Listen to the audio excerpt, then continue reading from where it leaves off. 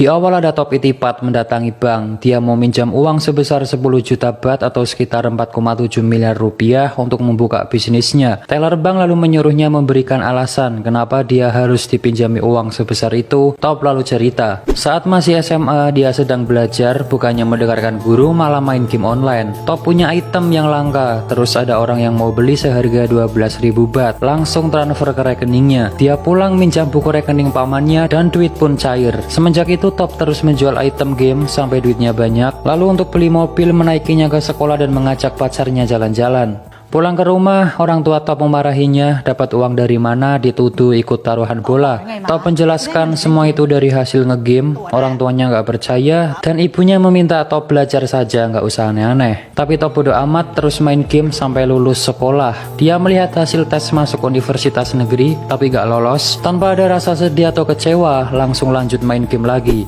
Singkatnya dia beli PS dan DVD player. Pulang ke rumah, orang tuanya memarahi Top karena nggak lolos tes masuk PTN. Tapi Top meyakinkan orang tuanya masuk PTS nggak apa-apa, sama aja. Ayahnya marah karena cuma ingin Top kuliah di PTN, karena di PTS itu biayanya mahal guys. Ayah ibunya pun berdebat masalah keuangan untuk nanti kuliah Top. Top di kamar melihat sisa tabungannya menipis dan akun gamenya juga keblokir karena kedeteksi untuk komersil. Dia bingung lalu melihat DVD player yang tadi dibeli. Top kemudian kembali ke toko untuk membeli banyak DVD player. Dia menawarnya sampai deal dan nanti akan dijual kembali. Di rumah, Top menunjukkan DVD player ke Pak Aman dan ibunya, tapi saat dinyalakan ternyata itu barang rusak guys.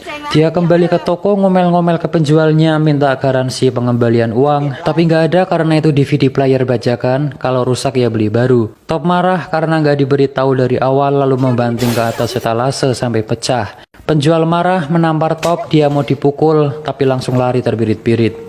Top pulang sambil manyun, lalu melihat ayahnya jalan kaki, ia nyuruh masuk mobil. Ayahnya bilang bisnis itu nggak gampang, jangankan anak kecil, orang dewasa saja banyak yang gagal. Dan menyuruh Top lanjut kuliah dimanapun terserah sambil memberikan uang, tapi Top menolaknya guys. Malam harinya dia mengambil jimat ayahnya dan dijual 100.000 baht. Uang itu digunakan untuk masuk PTS. Singkatnya Top sudah masuk kuliah, tapi saat di kelas dia nggak mendengarkan, malah menyuruh temannya ngerekam suara dosen mengajar dan keluar kelas. Dia pergi ke tempat pameran mesin, lalu melihat mesin penggoreng kacang otomatis. Kata salesnya mesin itu belum ada yang punya di Thailand. Mendengar itu Top langsung semangat ingin membeli mesin itu padahal harganya mahal. Di rumah Top dimarahi lagi karena membawa mesin itu, tapi Top bilang hanya menyewa seharga 50.000 baht. Top lalu bertanya-tanya ke penjual kacang goreng bagaimana cara membuat kacang goreng yang benar, lalu mencatatnya. Sedangkan temannya di kampus menelepon Top suruh masuk tapi nggak diangkat. Top sudah mendapatkan resep membuat kacang goreng yang enak. Ia menyuruh pamannya mencicipi, ke ibunya juga, dan kacangnya enak guys. Top langsung mencari tempat jualan di mall. Dia bersama pamannya dengan semangat membawa gerobak dan kacang ke tempat jualan. Saat mall dibuka ramai orang tapi nggak ada yang beli. Pamannya sudah teriak-teriak juga nggak ada yang beli. Mereka terus berusaha agar ada yang beli. Top di pasar ngantar pacarnya belanja. Dia mengamati orang jualan gimana caranya biar ada pembeli. Top langsung mencatat kata bonus lalu diskon. Saat ngobrol dengan pacarnya, Pak Man Top menelepon bilang dagangannya nggak laku. Sudah melakukan apapun tapi tetap nggak ada yang beli. Saat menunggu pacarnya di depan toilet, Top melihat orang minta sumbangan dan di situ banyak yang memberi. Dia langsung berpikir, ternyata tempat juga berpengaruh agar ramai yang datang. Top langsung meminta pindah tempat karena sebelumnya banyak saingan. Dia pun boleh pindah di pintu masuk mall. Saat di kelas sedang ujian, dia kebingungan mengerjakan soal. Lalu teleponnya berbunyi, Top langsung mengambil HP-nya dan minta izin ke pengawas untuk mengangkat. Tapi nggak boleh, nanti bisa dianggap berbuat curang, lebih baik dimatikan. Tanpa pikir panjang, dia langsung keluar kelas memilih mengangkat teleponnya daripada ikut ujian. Ternyata pamannya yang nelpon bilang dagangannya laris. Top langsung membawa kacang lagi, benar saja ramai pembeli sampai kekurangan kacang. Top lalu bilang ke pamannya akan buka cabang lagi. Dia buka cabang dan sudah punya karyawan guys. Saat itu juga pacar Top datang bilang intinya kuliah dulu baru nanti kerja demi masa depan kita. Tapi Top cuma diem. Besoknya Top masih bandel nggak masuk kuliah dan ditelepon temannya dia dipanggil dosen karena terancam mau dikeluarkan. Tapi Top gak ngurus, dia tetap jualan. Di tempat jualan, Top dimarahi pemilik mall karena asap dagangannya itu mengotori plafon. Dia diancam akan dibatalkan kontraknya. Tapi Top berjanji akan mengecat ulang plafon, lalu dia diberikan syarat besok harus selesai. Kalau enggak, kontrak batal. Top langsung ngecat ulang plafon dibantu pamannya, tapi pengunjung merasa terganggu. Dia kembali dimarahi dan disuruh malam saja ngecatnya. Malam harinya Top kembali ngecat, sekarang dibantu ibunya. Satpam datang bilang mall mau ditutup. Top bilang sedikit lagi, si satpam masih nggak boleh, sudah waktunya tutup, nanti bisa kena sanksi. Top langsung ngambil uang untuk nyuap si satpam. Satpam menatap ibu Top dan menyuruh anaknya diajari kejujuran serta tanggung jawab. Uang dikembalikan lalu menyuruhnya segera pergi. Top jalan keluar sambil marah karena target pekerjaannya nggak tercapai. Ibunya pun menenangkan sambil bilang ikut saja ibu ke Cina. Karena orang tuanya Top mau pindah ke Cina dan mulai hidup baru guys. Mendengar itu Top tambah marah karena nggak diajak bicara sebelumnya. Top bilang nanti pasti bisa, cuma butuh waktu untuk bangkit. Ibunya nangis dan Top kembali meyakinkan akan berusaha keras untuk membantu keluarga. Besoknya Top foto untuk paspor, tapi dia nggak fokus, melamun, dan saat mau difoto dia milih pergi. Dia menemui orang tuanya, bilang nggak bisa ikut ke Cina. Mau tetap di sini, akan bekerja keras dan berjanji akan mengembalikan orang tuanya ke Thailand. Dia pamitan sama ibunya dan ayah Top berkata, kita harus mengawali semuanya, jaga diri baik-baik, ayah sayang kamu, lalu pergi. Top langsung semangat bergegas kembali ke mall untuk mengecat plafon. Tapi Top dihadapkan kabar buruk lagi guys, beberapa dagangannya dihentikan karena masalah yang sama. Di rumah, Top termenung pusing, di depan ada tetangga yang gosip, ia ke gerbang ternyata ada surat pemberitahuan penyitaan rumah. Surat diambil dan dibuang. Saat jalan Top bertemu pacarnya sambil marah mendorong Top sampai jatuh. Dia marah karena Top gak pernah menghubunginya lagi. Top langsung meluk pacarnya. Di dalam mobil Top curhat masalah dagangannya dan si pacar mengajak dia kembali kuliah karena SMA saja nggak cukup katanya. Si pacar lalu memberikan rumput laut kering yang belinya itu jauh, belum banyak dijual di sekitar. Top lalu memakannya, terasa enak dan langsung punya ide. Dia menemui profesor ahli pangan, menanyakan gimana caranya agar rumput laut tetap kering dan gak basi. Dia pun diajari pengemasan yang baik, pakai mesin vakum sehingga oksigen keluar dan lain-lain. Top lalu menjual mesin goreng kacang otomatis dan membeli banyak rumput laut mentah. Rumput laut coba digoreng tapi gak enak, terus dicoba tapi masih tetap pahit, sampai habis banyak tapi tetap belum enak juga. Top lalu menjual komputernya untuk tambahan modal. Pamannya bilang, susulah ibumu, kamu sudah habis banyak uang tapi belum menghasilkan apa-apa. Tapi Top gak menyerah dan bilang, kita harus terus berusaha, kita harus yakin akan berhasil, itu sudah jadi pilihanku, kita akan sukses. Jika kita sudah mulai tidak boleh menyerah. Pamannya pun hanya ngangguk. Top ditelepon pacarnya untuk daftar kuliah. Dia mencoba tes masuk kuliah lagi guys. Malam harinya Top pulang, hujan besar, membawa masuk rumput laut mentah. Saat di dalam merasa ada yang aneh. Top memanggil pamannya tapi gak ada jawaban. Dia pergi ke belakang dan ternyata pamannya sudah tergeletak bersimbah darah. Top langsung membawa pamannya pergi dan rumput lautnya kehujanan guys. Di rumah sakit Top bersedih karena satu-satunya orang yang selalu membantunya nggak sadarkan diri.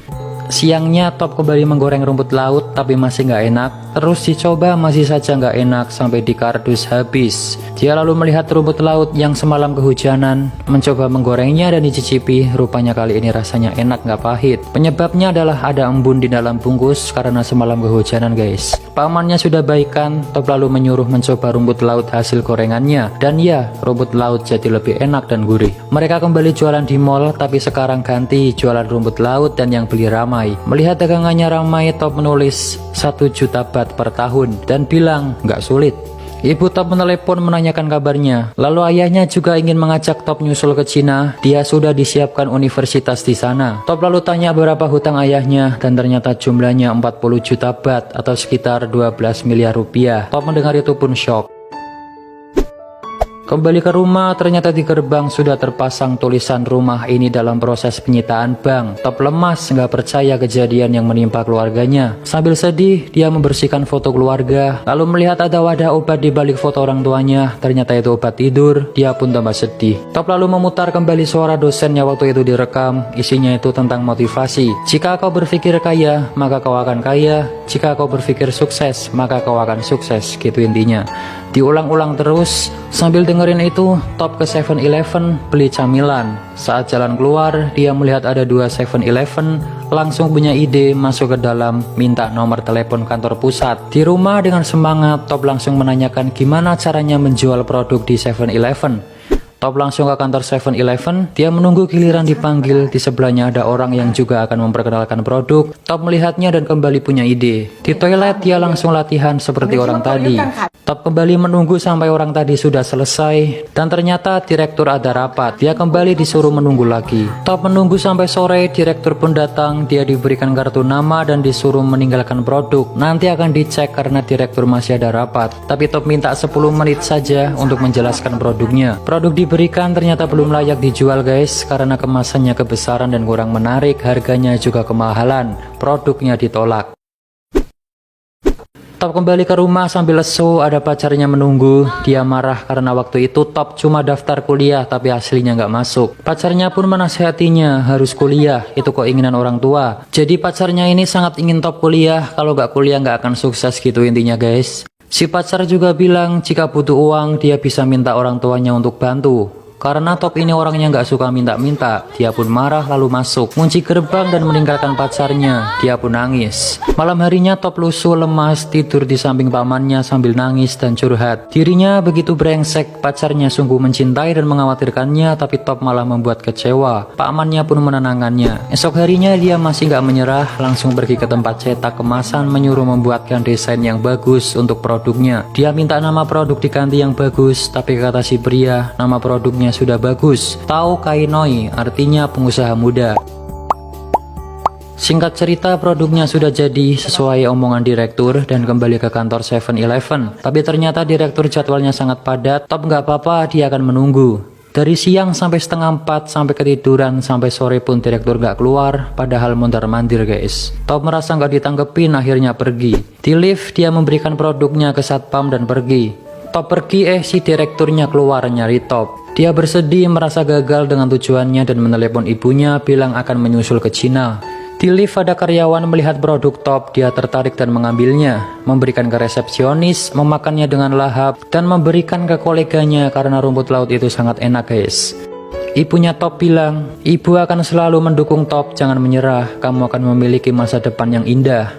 Si direktur masuk ke lift dan lihat produk Top sisa 1, dia sepertinya tertarik. Top dipanggil ke kantor guys, produknya diterima tapi ada syaratnya. Dia harus membuat 72.000 bungkus dan mengirimkannya ke 6.000 cabang 7-Eleven. Juga harus dicek kebersihan pabrik tempat produksi. Jika syarat terpenuhi, produknya diterima sepenuhnya. Top pun setuju.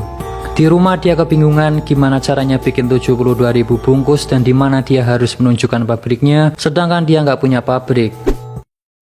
Nah kembali ke awal tadi guys, ternyata dia ke bank mau pinjam uang 10 juta baht itu buat bikin pabrik dan rekrut karyawan. Teller bank melihat dokumen Top, ternyata umurnya masih 19 tahun. Top dipuji masih muda, sangat bersemangat, bagus. Tapi bank nggak bisa meminjamkan uang karena belum cukup umur. Dan keluarga Top juga punya hutang 40 juta baht, dia pun cuma diem. Di mobil Top sedih, lalu menyalakan musik dengan keras dan teriak kencang di dalam.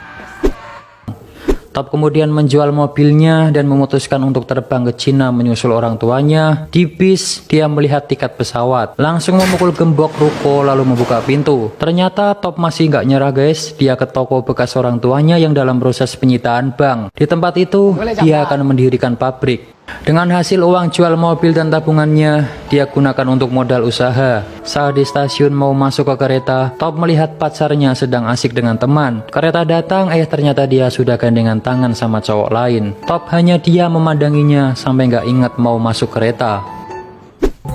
Kembali ke pabrik, Top sudah merekrut karyawan dan sedang menyiapkan pabrik untuk inspeksi. Pabriknya dinamai Tao Kai Noi. Direktur datang bersama orang yang ngecek kelayakan pabrik. Pabriknya dicek dan si Pak Man menyuruh Top nyokok saja agar disetujui. Tapi dia menolak karena nggak mau ibunya dikatain lagi nggak mengajarkan anaknya kejujuran. Pabrik dicek ke dalam dari lampu, penggorengan, pengemasan, dan lain-lain. Selesai mengecek, direktur mengatakan pabrik belum sesuai standar. Masih banyak kekurangan seperti lampu yang gak ada tutupnya, itu bisa ada debu jatuh ke makanan. Wastafel harusnya pakai keran di kaki, lalu saluran air belum benar. Alkohol yang digunakan bukan untuk cuci tangan tapi itu untuk luka dan lain-lain. Top pun berjanji akan memperbaiki semuanya. Direktur pun akan merundingkan dan memutuskan nanti hasilnya dikirim lewat fax email. Saat mau pergi, pamannya menyuruh disuap saja biar keterima. Top mau memberikan amplop itu tapi langsung pura-pura memberi salam. Singkatnya semua sudah diperbaiki, dari pekerja, rumput laut, lampu, wastafel, pengemasan, dan lain-lain.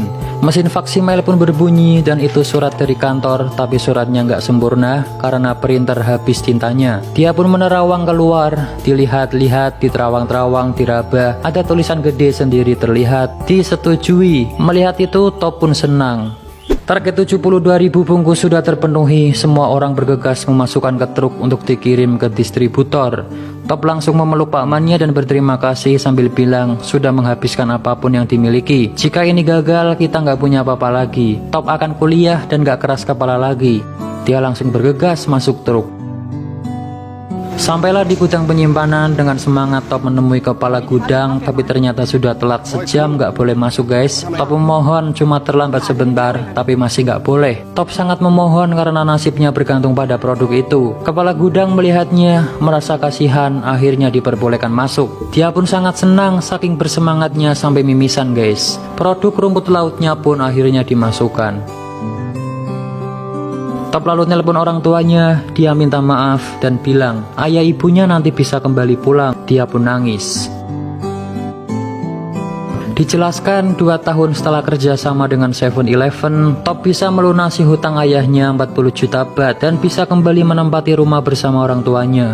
Setelah 2 tahun, Top kembali ke bank mengajukan suntikan modal. Dia pun menunjukkan rencananya membangun pabrik yang besar. Dijelaskan saat ini tahun 2010, Top memiliki 2.500 karyawan, mengirim produknya ke 6.000 cabang 7-Eleven, mengekspor camilan rumput lautnya ke 27 negara di dunia. Top juga sudah memiliki perkebunan rumput laut di Korea Selatan. Pendapatan Top tahun 2010 sebesar 1.500 juta baht atau 450 miliar rupiah.